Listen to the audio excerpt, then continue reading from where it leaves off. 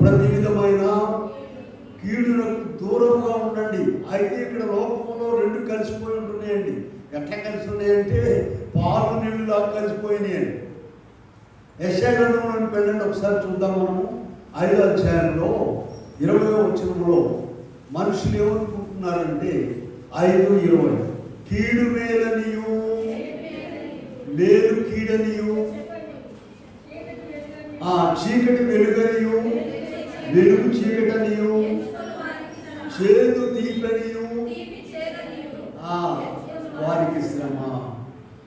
ఇక్కడ లోకంలో ఉన్న పరిస్థితి ఏంటంటే కీడు మేలని మేలు కీడని, చేదు తీపని తీపేమో చేదని ఇలాగూ ఉంటూ ఉన్నారు. మరి ఎలాగంటే మనం తెలుసుకునేది, ఎలాగ దీన్ని తెలుసుకునేది?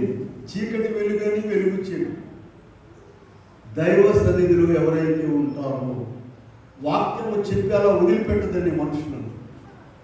ఎవరైతే ప్రతిదినము దైవ సన్నిధిలో ఉంటారో వారికి కీడేంటో మేలేంటో ప్రభువే చూపిస్తాడు, ఆయనే నడిపిస్తాడు.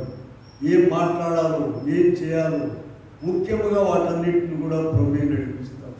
నీ మనసంతా వాక్యము, దేవుని వాక్యం మీద, ఆయన సన్నిధి మీద ఉండాలంటే మిగతా పనులు చూసుకోకూడదనా అర్థం కాదండి.